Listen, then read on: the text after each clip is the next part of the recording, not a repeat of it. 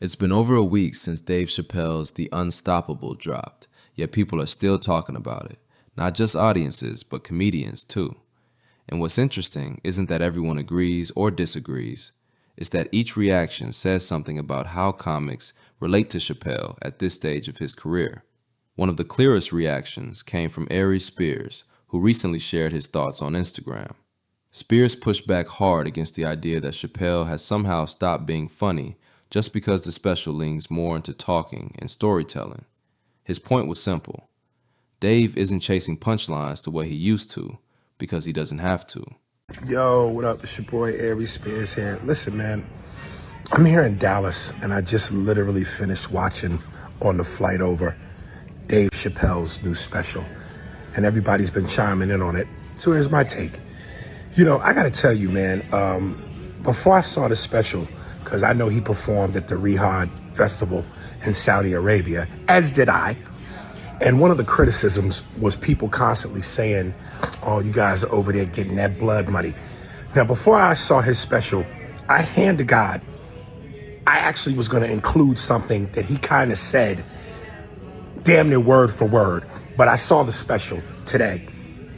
And I gotta tell you, white people's hypocrisy and white America, and I say this with all due respect, white people and white people's hypocrisy is beyond fucking astounding. How quickly do we forget? So when you go, y'all over there getting that blood money, when has America's money never had blood on it? And let me tell you something. I've been doing stand-up 36 years. I've toured Africa twice. I've been to the Middle East finally. I've been to Europe twice, and I'm going back for a third time in 2026. But the mass majority of the money that ends up in my pocket is American money. So again, when has American money never had blood on it? This country was literally built off the bloody backs of my people. Free labor for 400 years, and slavery was big business.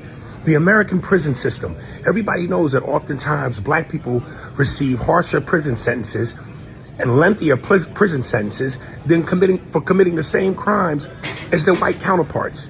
And the American prison system is big business. So again, when has America's money never had blood on it? White America, stop it. Your hypocrisy is breathtaking. Spears frames The Unstoppable as layered, something you listen to rather than wait to laugh at every few seconds. In his view, people calling it too political or boring are missing that Chappelle is guiding the audience through ideas now, not just setting up jokes. Spears treats that shift as evolution, not decline. That idea carries over to Donnell Rawlins, whose reaction was more emotional than analytical. That perspective sits comfortably alongside Corey Holcomb's reaction, which is more reflective and wide-ranging.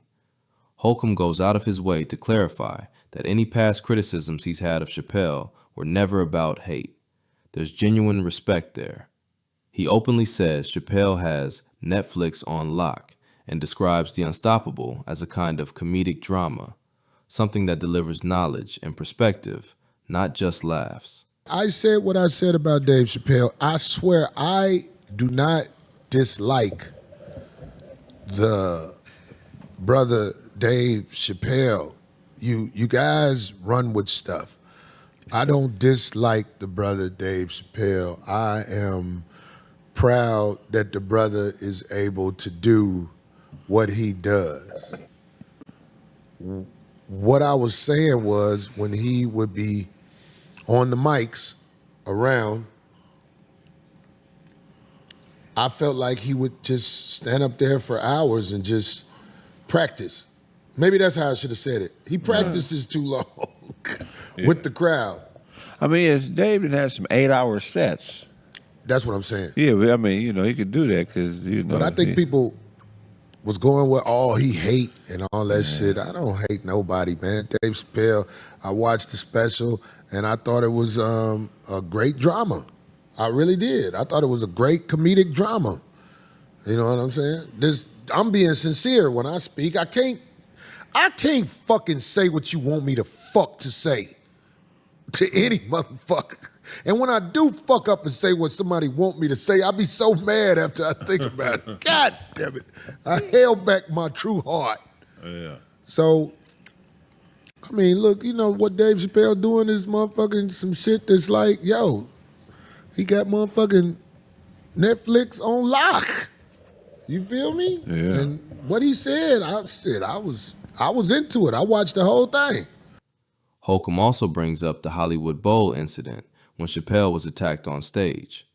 Rather than focusing on outrage, he focuses on composure. Other entertainers stepping in, people associated with Busta Rhymes, Jamie Foxx, and the quiet presence of physically imposing security figures who knew exactly when to move. What stands out to Holcomb is that Chappelle didn't freeze. He turned a dangerous moment into comedy. For him, that's professionalism at the highest level. From there, Holcomb zooms out into a broader critique of internet culture. He compares irresponsible content creators to drug dealers, people who justify their hustle while poisoning the community. In that framework, Chappelle represents integrity, someone who speaks from the heart, even when it costs him, even when the internet turns on him.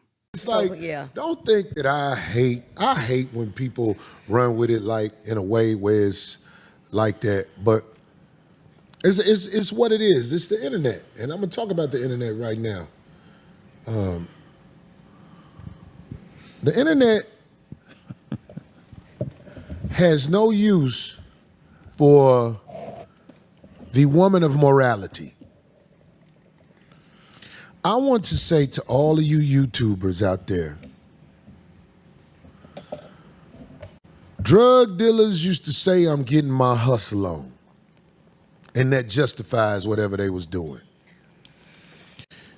If all you have on your show is trash, you are just like them drug dealers who put a whole bunch of poison in the community.